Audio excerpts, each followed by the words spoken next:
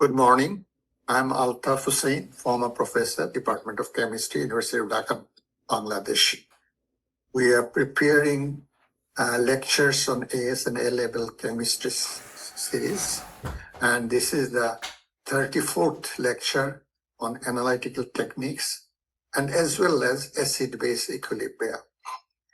The 33rd lecture was analytical techniques, also the last lecture, and that is analytical techniques for AS level. And we took only two instrumentations. One, mass spectrophotometer, another IR spectrophotometer. And now that we have been talking in the last lecture about the principle of IR spectrophotometer, also we completed the syllabus of mass spectrum in that lecture. Now that IR spectrophotometer, we have been discussed principle and how it works and what are the things we can get from there. The last slide, which will be on IR spectrophotometer, is this. The energy absorbed corresponds to what? To the vibration of the bonds between atoms. The bonds can vibrate by stretching, bending, or twisting. All bonds has natural frequency at which they vibrate. If we irradiate the molecules with energy that corresponds to this frequency, it stimulates larger vibration and energy absorbed. This is called the resonance frequency of that vibration. Each type of vibration will absorb characteristic wavelengths of infrared radiation. And how we measure that? We measure this with wave number, and the wave number unit is centimeter inverse. Well, one thing we should say that absorption of IR is not very too specific. The nature of the rest of the molecule shifts the energy absorbed in each particular molecules. However, what we can say a range of absorption from, for example, the amine group here we see, it absorbs the range of 3300 to 3500 centimeter inverse. We know with the experimental evidence, the characteristics higher absorption range of functional groups such as carbon oxygen bond, that is hydroxy ester bond, their range is this, and so forth. Here we have many of these. And if we come to this table, then this table, what you see that we get a single bond stretching vibration in this range. That means from let's say 2500 to 4000,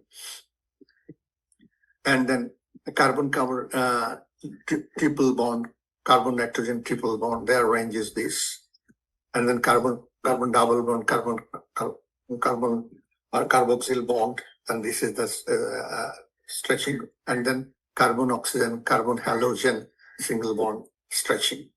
So that's what we will observe in these figures. We have three figures here. One is infrared spectrum of ethanol. That is ethanol. Another is figure 2 is infrared spectrum of the ethanoic acid. That is ethanoic acid. And the third figure is infrared spectrum of ethyl carbonate. And what we have to do, we have to get this absorption and find out what could be the bonding in this program, and then also find out the functional group. So as well as the wave numbers, particular absorptions, characteristic group, that is, it could be broad and sharp peaks, or intensity was strong or weak. We can see that if we go to this, that's what we discussed in the last lecture. what if we see this? This is the y-axis with absorption, and the x-axis is the wave number. And for example, we take the presence of hydrogen bond in oxygen hydrogen bonds in alcohols or carboxylic acid, and then by contrast, the carbon oxygen double bond in carbonyl groups could be sharp, strong and sharp, but oxygen hydrogen bonds in alcohols and carboxylic acid could be broad. So that's what we can see from these figures.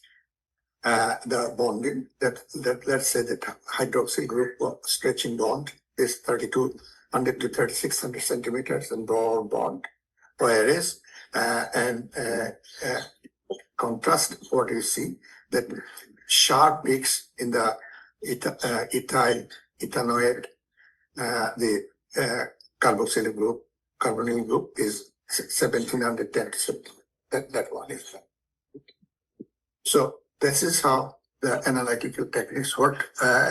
AS A-level student can get a table of functional groups and this figure, and then they have to say about this absorption speak, which one it belongs to which one.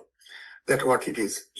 Now that we have taken the syllabus of analytical techniques for AS level, we do have another paper in the A-level exam, that is paper 5, where another analytical techniques will be dealt more elaborately.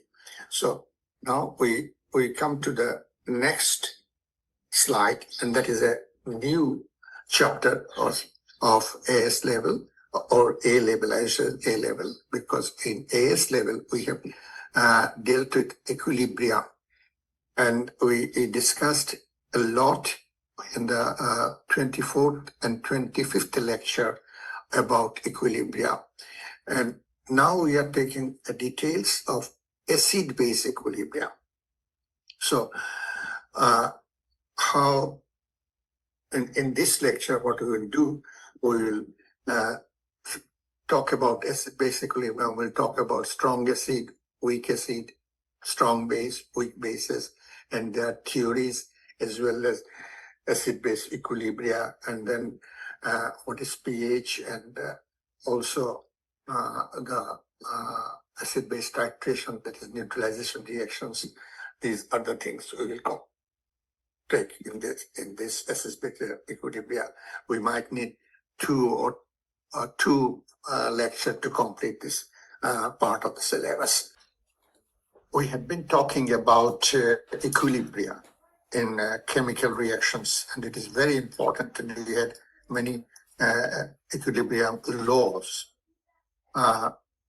But we didn't talk about acid-base equilibria, which is also a part of your syllabus.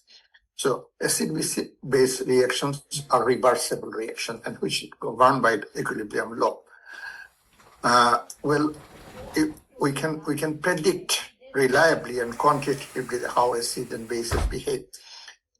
Why we should do this? Because safe water drinking, drug formulation, cosmetics, foods, and many other aspects of life need this knowledge of acid-base equilibrium. And the history of this is that in the 1st century, Javid ibn Hayyan, that alchemist who discovered sulfuric acid, hydrochloric acid, and nitric acid, even ethanoic acid and tartaric acid in wine and vinegar. Later, the theories were developing. And then after Javid ibn Hayyan, about 1,000 years, some Lavoisier described acid as acid former, as oxygen is an acid former. And thus he reacted with many acids and gave compounds containing oxygen, etc. So he called that all acids are compounds containing the element oxygen. But then we go on and we see this in 1809 and 1810. Humphrey David, who said that he did very many experiments with acid, hydrochloric acid, and at that time it was called muriatic acid, and at high temperature with metals and non-metals, but he didn't find a trace of oxygen in these compounds. He proposed that acid is not having an element oxygen, but it is having a common element, that is hydrogen. That was David's theory. Okay, and then comes the modern theory. That is Arrhenius theory. He was a Swedish chemist, and in his mid-20s, he was writing his doctoral thesis, and he said, ionized solutions all time, and this theory is ionic theory of solution, which was bitterly criticized at that time. And he got bottom grade for his paper. But later he was awarded Nobel Prize in 1903 for this ionic theory, which we accept nowadays. And with this theory, we can explain acid-base and very well. All acids have similar properties when dissolved in water. And he also mentioned about strong acid and weak acid, strong base and weak base, etc. In 1887, Arrhenius defined an acid is a compound that produces hydrogen ion when dissolved in water. And also it described alkali, that this compound when dissolved in water produce hydroxide ions. Okay, that is what we know very well, but this has got a what do you call a limitation. What is this limitation? Limitation is that we have to deal with aqueous system. So that means all acids and alkali should be in aqueous system. For example, Arrhenius theory, that's called, that takes hydrochloric acid, and then we get hydrogen ion, aqueous ion, and then chloride, aqueous ion. Well, you see that this dissociates completely. That is the sign why we should dissociate. Hydrochloric acid dissociate completely to give us hydrogen and chloride. And when we get a substance dissociate in water completely and producing hydrogen ion, we call it a strong acid. But again, here we have ethanoic acid, you see, and it dissociates not completely, slightly ionized. And when it dissociates slightly and produces hydrogen ion, we call it weak acid. Okay, then this is an equilibrium sign. You see, this is an equilibrium sign. So equilibrium of this reaction of ethanoic acid in water goes to left. But if we take hydrochloric acid and it dissociates the ethanoic hydrogen ion, this goes to right and almost completely dissociate. So if this is the situation, we call this is a strong acid and this is a weak acid. Okay, Arrhenius theory is, as I said, a big advance nowadays, but the typical results of dilute acids in water and reactions of aqueous hydrogen ions, you see. Magnesium reacts with acid, gives us magnesium ion. Carbonate reacts with acid, gives us carbon dioxide gas. Oxide ion reacts with acid, gives us water. This is also we call a neutralization reaction. And the limitation we said about the weakness of this theory, that it is always limited to aqueous solution. Well, next slide shows you about another theory of Bronsted and Lowry acids. Do please remember this is a drawing of Lewis base and acid base. Or Lewis structure, and we'll go to Lewis base later. And this theory, Bronsted theory, we talk it in the next lecture in details, but now I can only simply say that A bond-state theory, Lowry acid is a proton donor, which is bond-state Lowry acid, and a Lowry base is proton acceptor. We can see this in this figure. From next lecture, we take from here and show you how this proton donor exchanges a proton acceptor and donation exchange to each other and form or acid base. That is also a substance like water. We can see sometimes it acts as an acid and sometimes it acts as a basis. These are called amphoteric substance.